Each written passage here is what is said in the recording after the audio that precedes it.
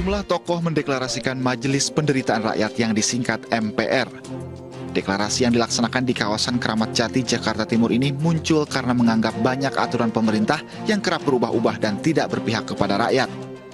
Mereka menilai sejumlah kebijakan mulai dari perpanjangan PPKM, masuknya TKA di tengah pandemi, hingga kegiatan masyarakat berbasis digital melalui aplikasi Peduli Lindungi yang menunjukkan bukti vaksin dinilai memberatkan sejumlah elemen masyarakat. Kita akan salurkan dengan saluran yang tepat. Tetapi kalau nggak disalurkan, justru takut berbahaya seperti api dalam sekam. Maka izinkan kami menyampaikan bahwa saluran itu di antara sekian banyak saluran, salah satunya adalah Majelis Penderitaan Rakyat. Kok namanya negatif? Ada yang berkata demikian. Nggak usah ditutup-tutupin. Kita udah capek mendengar masyarakat kurang pangan, padahal kelaparan. Kita udah capek mendengar penyalahgunaan administrasi, padahal maling, koruptor.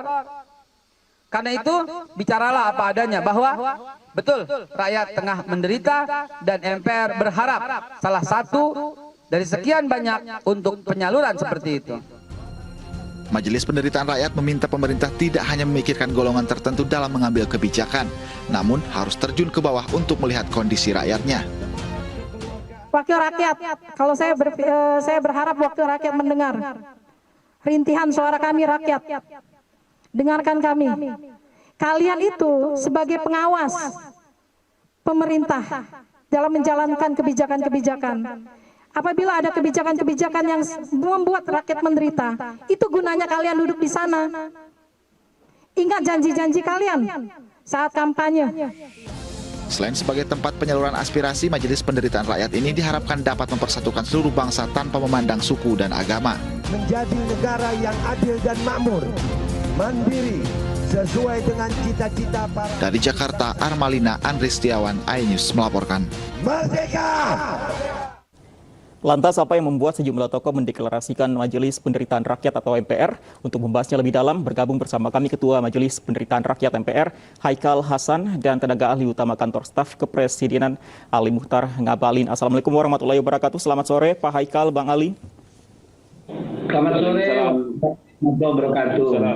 Baik, saya ke Pak Haikal dulu. Pak Haikal, apa dasar atau tujuan dari mendeklarasikan MPR ini, Pak?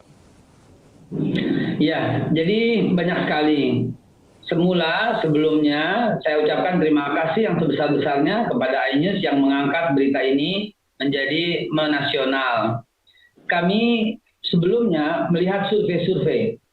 Dari survei yang dilakukan, dan daftar surveinya banyak sekali, karena kode etik kami nggak sampaikan, bahwa tingkat kebahagiaan itu menurun.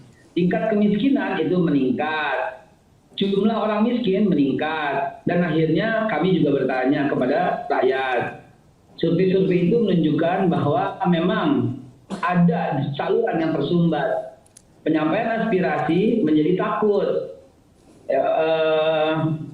Tingkat ketakutan pun makin tinggi.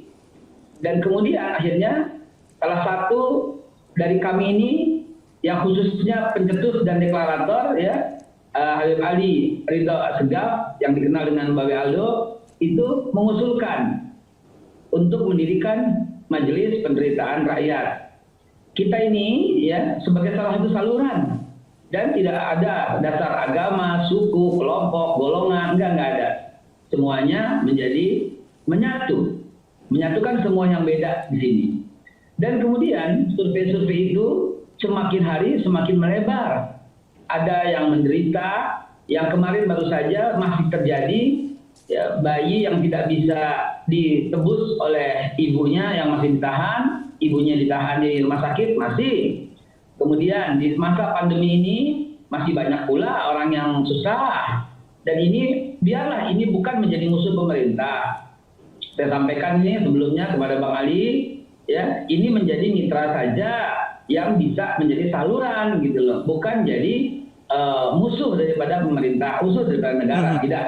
Ini pastinya 100% kami jamin sesuai dengan deklarasi yang kami sudah bacakan, betul-betul ini berpihak kepada rakyat, begitu ya. Oke. Dan kita akan menyampaikan terus, baik dari sisi korupsi yang tak selesai-selesai, baik dari sisi masa pandemi yang seperti ini, baik dari sisi perlakuan perbedaan antara yang sudah divaksin sama yang belum divaksin dan sebagainya yang nanti akan kami rumuskan dan tentu akan kami sampaikan ke publik hasilnya. Demikian. Baik, sebelum saya ke Pak Bang Ali, Pak Haikal, kalau lebih rinci lagi, surveinya ini dilakukan sejak kapan? Kemudian indikator dari tingkat warga tidak bahagia tadi, kemudian tingkat kemiskinan yang rendah itu indikatornya dari mana saja, Pak? Baik, indikatornya surveinya dilakukan sejak bulan Mei, ya, sejak bulan Mei 2020, ya, dan itu dilakukan juga oleh sahabat-sahabat dari tempat-tempat survei yang kami ambil data hasil survei mereka. Indikatornya sederhana, Pak. Cuma kami bertanya, apakah hidup sekarang ini makin susah atau makin mudah? Nah, begitu aja, Pak. Sederhana. Baik. Makin susah. Baik, makin susah. Begitu jawabannya. Baik, surveinya sederhana, bahagia atau tidak. Berarti kalau tidak bahagia bisa menyampaikan aspirasinya ya kepada pihak Anda. Langsung saja tanggapan Anda, Bang Ali.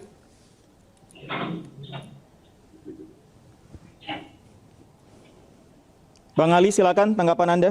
Tanggapan istana seperti apa?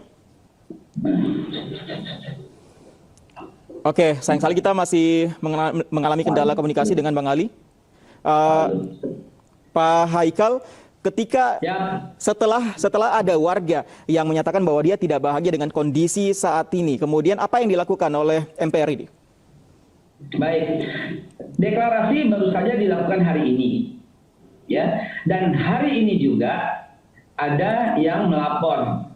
Hari ini juga, jadi baru satu sebenarnya. Sore ini baru kita deklarasikan hari ini, dan hari ini juga ada yang melapor yang beliau keluarganya tertahan di rumah sakit karena belum membayar, gitu loh, belum membayar. Nah, itu yang kami akan simpulkan, akan kami aspirasikan, akan kami sampaikan. Jangan lupa, ini karena baru terbentuk, kita juga akan membentuk semacam lembaga bantuan hukum yang isinya itulah para pengacara yang saat ini yang tampil di televisi tadi itu adalah Bapak Juju, salah satu pengacara. Nah, ini akan kami kumpulkan semuanya. Yang justru banyak juga yang misalnya tidak paham dalam dunia IT sehingga terjerat undang-undang ITE. Kita akan lakukan edukasi itu loh. Edukasi bagaimana cara berselancar di dunia sosial media dengan sopan, dengan akhlak. Itu kita sampaikan. Jadi ruang lingkupnya luas sekali MPR ini, begitu. Oke, ruang lingkupnya luas sekali. Tapi kalau kita sederhanakan, langkah konkretnya yang nantinya akan diambil, misalnya tadi ada yang melapor bahwa tidak bisa membayar biaya rumah sakit. Yang akan diambil sebagai langkah solusi ini akan membantu pembayaran biaya rumah sakit itu misalnya, atau menyampaikan ke pemerintah bahwa ada warga yang tidak bisa membayar rumah sakit, atau bagaimana? Dua-duanya, karena kami sudah lakukan itu. Kemarin ya pada waktu Bapak Habib Ali Ridho Assegaf yang kita kenal dengan Bapak Aldo itu dari sebagai deklarator, itu kita sudah lakukan walaupun belum dideklarasikan, kita sudah bebaskan satu orang. Kita kumpulkan uang, ternyata 12 juta rupiah yang diperlukan. Dia tertahan ini wanita. Kita bayarin kok, gitu Mas. Jadi selain kita lakukan langkah yang bisa kita lakukan semampu kita, selain itu, kita juga melakukan edukasi, melakukan saluran aspirasi. Nanti kita sampaikan loh.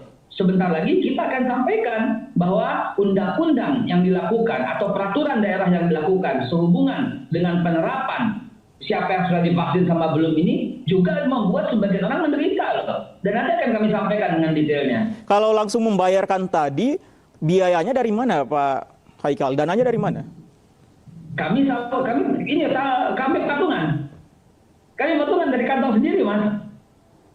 Kalau misalnya nanti semakin banyak warga yang menyampaikan aspirasi mereka, kekurangan mereka dari segi ekonomi, misalnya, akankah membantu secara langsung dengan dana patungan tersebut terus akan dilakukan atau bagaimana?